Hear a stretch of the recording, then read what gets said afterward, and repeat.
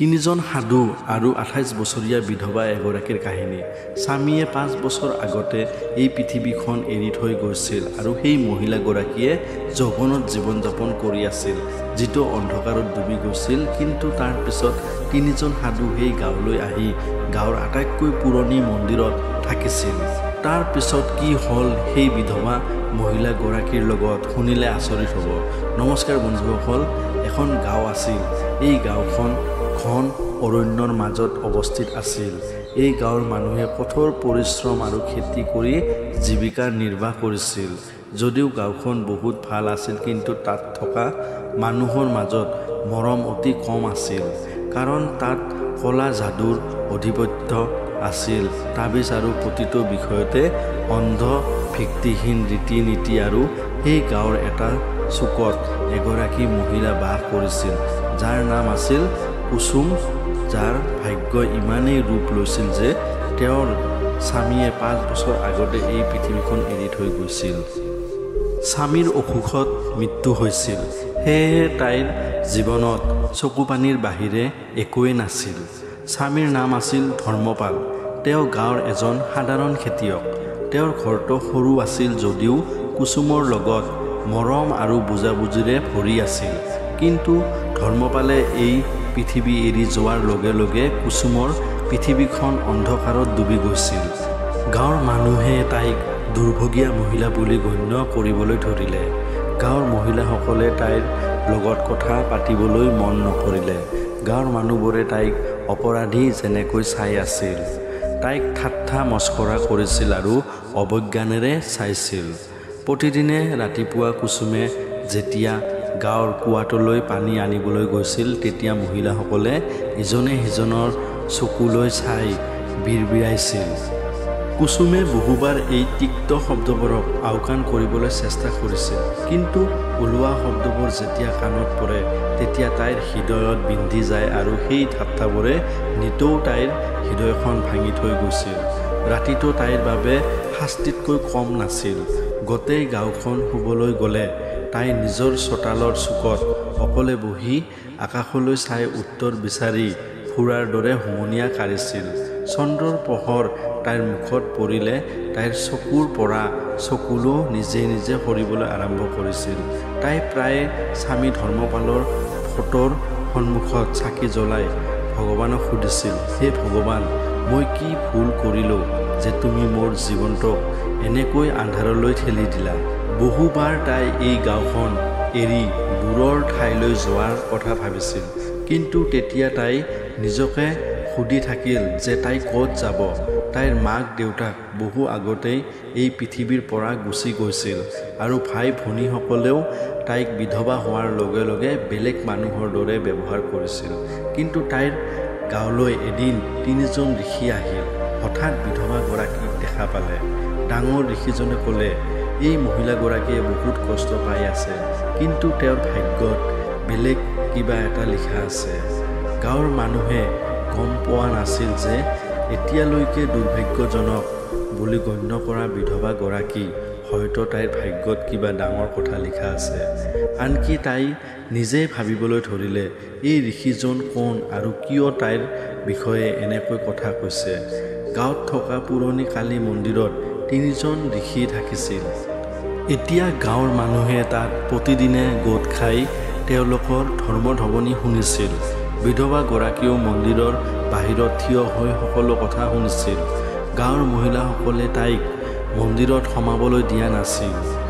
এদিন যেতিয়া সকলোৱে ঋষিসকলৰ কথা শুনি আছিল, তেতিয়া আটাইতকৈ ডাঙৰ ঋষিজনে কৈছিল যে প্ৰতিজন ব্যক্তিয়ে নিজৰ জীৱনত দুখৰ সন্মুখীন হয়, কিন্তু সেইজন ব্যক্তিহে নিজৰ ভাগ্য সলনি কৰিব পাৰে যিয়ে সাহসেৰে তাৰ সন্মুখত থিয় হয়, যিজনে নিজৰ ভিতৰত লুকাই থকা গোপনীয়তাক চিনি পায়। কেৱল সেইজন ব্যক্তিহে নিজৰ ভাগ্যৰ দিশ সলনি কৰিব পাৰে। এই কথা শুনাৰ পিছত কুসুমৰ অলপ আচহুৱা লাগিল। তাইৰ মনত প্ৰশ্ন উত্থাপন হ'বলৈ ধৰিলে যে সঁচাকৈয়ে মই মোৰ দুখৰ পৰা ওলাই আহিব পাৰোঁ, ময়ো মোৰ ভাগ্য সলনি কৰিব পাৰোঁ। কিন্তু এই ঋষিজনক সাধাৰণ মানুহ যেন নালাগে। তেওঁৰ চকুত গভীৰতা আছিল যেন তেওঁ সকলো দেখিব পাৰে আৰু তেওঁৰ কথাৰ ইমানেই প্ৰভাৱ পৰিছিল যে শুনিলেই হৃদয় কঁপি উঠে। তাৰ ভিতৰত জ্যেষ্ঠজনৰ নাম আছিল বাবা আত্মপ্ৰকাশ। তেওঁ আধ্যাত্মিক বিষয়ত অতি জ্ঞানী আছিল আৰু তেওঁ কৈছিল যে যেতিয়ালৈকে এজন ব্যক্তিয়ে নিজকে বুজি নাপায় তেতিয়ালৈকে কোনো দুখ এৰিব নোৱাৰে। মধ্য ঋষিজনৰ নাম আছিল বাবা ধৰম দাস। তেওঁ ধৰ্মক বিশ্বাস কৰিছিল আৰু কৈছিল যে কৰ্মতকৈ ডাঙৰ একো নাই। আমাৰ কৰ্মৰ বাহিৰে এই পৃথিৱীত একো নাই আৰু যদি জীৱনটো আন্ধাৰত আবদ্ধ হৈ থাকে তেন্তে কঠোৰ পৰিশ্ৰমৰ জৰিয়তে জীৱনটো পোহৰলৈ আনিব পাৰি। আৰু সৰু সাধুজনৰ নাম আছিল বাবা শান্তিস্বৰূপ। তেওঁ ধ্যান আৰু তপস্যাৰ পথত আছিল আৰু কৈছিল যে যেতিয়ালৈকে আত্মাই শান্তি নাপায় আৰু মন নিয়ন্ত্ৰণত নপৰে তেতিয়ালৈকে দুখবোৰে আপোনাক এৰি নাযায়। ৰাতি যেতিয়া গাঁৱৰ মানুহ ঘৰলৈ উভতি আহিল তেতিয়া সাধুসকলে কুসুমক মাতিলে। তাৰ পাছত কুসুমে লাহে লাহে মন্দিৰ পালেগৈ। তাই বিশ্বাস কৰিব পৰা নাছিল যে সেই তিনিজন সাধুই সঁচাকৈয়ে তাইক লগ কৰিবলৈ মাতিছে। তাই মন্দিৰত প্ৰৱেশ কৰাৰ লগে লগে তিনিজন সাধুই তাইৰ ফালে চাবলৈ ধৰিলে। সকলোৱে কিছু সময় মনে মনে বহি থাকিল। তেতিয়া ডাঙৰ বাবা আত্মপ্ৰকাশে ক'লে, হে দেৱী, তোমাৰ কি অসুবিধা? কুসুমে অস্থিৰ মাতেৰে ক'লে, মই একো বুজি নাপাওঁ বাবা। মই মাত্ৰ জানিব বিচাৰোঁ যে মোৰ জীৱনত ইমান দুখ কিয় আছে? মই কি ক্ষতি কৰিছোঁ? তিনিজন সাধুৰ মুখত সামান্য হাঁহি এটা আহিল। মধ্যম বাবা ধৰ্মদাসে ক'লে, আগৰ জন্মত আপুনি নিশ্চয় কিবা ভুল কৰিছে আৰু তাৰ ফল আজি আপুনি পাই আছে। কিন্তু ভয় নকৰিবা ছোৱালী, কাৰণ প্ৰতিটো ভুল ভাল কামেৰে শুধৰণি কৰিব পাৰি। তাই কঁপনি মাতেৰে সুধিলে, মোৰ ভাগ্য সলনি কৰিব পাৰিমনে? সৰু বাবা শান্তিস্বৰূপে খুব মৃদু উত্তৰ দিলে, হয় ছোৱালী, তুমি সলনি কৰিব পাৰিবা, কিন্তু তাৰ বাবে তুমি এটা পৰীক্ষা দিব লাগিব। ইয়াৰ বাবে তুমি সাজু হ'ব লাগিব। তাই হৃদয়ৰ পৰা ক'লে, হয় বাবা, মই সম্পূৰ্ণ সাজু। তিনিজন বাবাই ইজনে সিজনৰ ফালে এনেকৈ চাবলৈ ধৰিলে যেন সকলোৰে হৃদয়ত কিবা এটা আছে। ডাঙৰ বাবা আত্মপ্ৰকাশে ক'লে, কাইলৈ সূৰ্য উদয়ৰ আগতে হাবিত দাঁতিত থকা বেন গছজোপাৰ তলত আহিব লাগিব। তাৰ পৰাই তোমাৰ যাত্ৰা আৰম্ভ হ'ব। কুসুমে বেছি বুজি নাপালে যদিও তাই মনে মনে মাত দিলে। পিছদিনা ৰাতিপুৱালৈকে গোটেই গাঁওখনতে জুইৰ দৰে খবৰটো বিয়পি পৰিল যে তিনিজন সাধুই অকলে হাবিত কুসুমক মাতিছে। গাঁৱৰ মানুহে বিভিন্ন ধৰণে কথা পাতিবলৈ ধৰিলে। জংঘলত তাইৰ কি হ'ব সেয়া তাই নিশ্চিত নাছিল। গোটেই ৰাতি তাইৰ টোপনি নাহিল। তাইৰ হৃদয়ত প্ৰশ্ন উত্থাপন হৈ থাকিল যে এই মানুহবোৰে তাইক সঁচাকৈয়ে সহায় কৰিব নে প্ৰতাৰণা কৰি তাইৰ সুবিধা ল'ব। কিন্তু এতিয়া তাই সিদ্ধান্ত লৈছিল যে যিয়েই নহওক সূৰ্য উদয়ৰ আগতেই তাই নিশ্চয় বেন গছজোপাৰ ওচৰলৈ যাব। ইতিমধ্যে তিনিজন বাবা ধ্যানত নিমগ্ন হৈ থিয় হৈ আছিল। তেওঁলোকৰ চাৰিওফালে বিয়পি পৰিল এক অদ্ভুত শান্তি। কুসুমে হাত দুখন ভাঁজ কৰি প্ৰণাম কৰি ক'লে, মই আহিছোঁ বাবা, এতিয়া কোৱা মোৰ পৰীক্ষা কি? বাবা আত্মপ্ৰকাশে চকু মেলি ক'লে, ছোৱালী, এই পৃথিৱীখন এনেকৈ চলি থাকে। বুজি পোৱাজনেহে নিজৰ ভাগ্য হাতত ল'ব পাৰে। কিন্তু সেই বুজাবুজিত উপনীত হোৱাৰ আগতে তুমি নিজৰ পৰীক্ষা দিব লাগিব। বাবা ধৰম দাসে ক'লে, আজি ৰাতি আমি তোমাক এই জংঘলত অকলে এৰি দিছোঁ। এই জংঘলখন বাহিৰৰ পৰা যিমানেই শান্তিপূৰ্ণ যেন লাগে সিমানেই ভিতৰৰ পৰাও ৰহস্যৰে ভৰা। আৰু ইয়াতো এনেকুৱা জীৱ জন্তু আছে যিয়ে এজন মানুহক ভয়ৰ দ্বাৰা নহয় তেওঁৰ চিন্তাধাৰাৰে চিনি পায়। আৰু জংঘলত কেৱল জীৱ জন্তুৱেই নহয়, এনে কিছুমান শক্তিও আছে যিবোৰ দেখা নাযায়। সেইবোৰ নিশ্চিতভাৱে আছে, কিন্তু যদি তুমি তোমাৰ হৃদয়ৰ পৰা ভয়টো আঁতৰাই পেলাই তেন্তে তুমি প্ৰথম পৰীক্ষাত উত্তীৰ্ণ হ'বা। তাই নিজৰ সাহস গোটাই ক'লে, মই সাজু আছোঁ বাবা। তিনিজন বাবাই হাঁহি এটা মাৰি ক'লে, কাইলৈ সূৰ্য উদয় হোৱাৰ লগে লগে আমি উভতি যাম। তেতিয়ালৈকে তুমি এই ঠাইত অকলে থাকিব লাগিব। এই বুলি কৈ তিনিজনে হাবিৰ পৰা গুচি গ'ল আৰু কুসুমে তাতে অকলশৰীয়া হৈ পৰিল। সন্ধিয়া হোৱাৰ লগে লগে হাবিত আন্ধাৰ বিয়পিবলৈ ধৰিলে। বতাহৰ হুলস্থুল আৰু দূৰৰ পৰা অহা অদ্ভুত শব্দবোৰে তাইৰ কাণত খুন্দা মাৰিবলৈ ধৰিলে।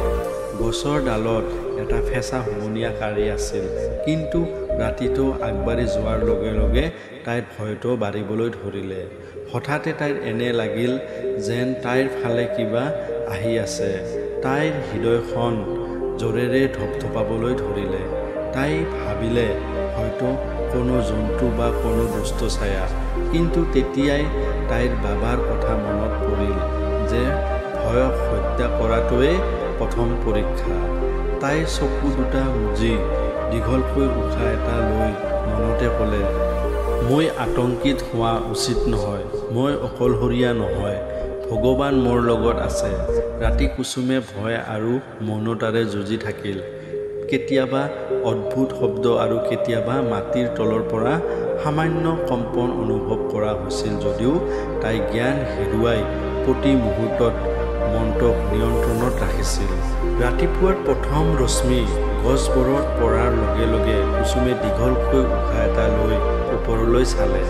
অলপ পিছত তিনিজন বাবা তাত উপস্থিত হৈ দেখিলে যে কুসুমে হাঁহি মাৰি আছে। ডাঙৰ সন্যাসীয়ে ক'লে, ছোৱালী, তুমি প্ৰথম পৰীক্ষাত উত্তীৰ্ণ হৈছা। তুমি তোমাৰ ভয়ক পৰাস্ত কৰিলা।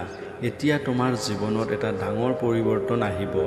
এতিয়া তাই বুজি পালে যে ভয় আচলতে আমাৰ ভিতৰত থাকে আৰু আমি যেতিয়া তাৰ সন্মুখীন হওঁ তেতিয়া ই নিজৰ মতে নোহোৱা হৈ যায়।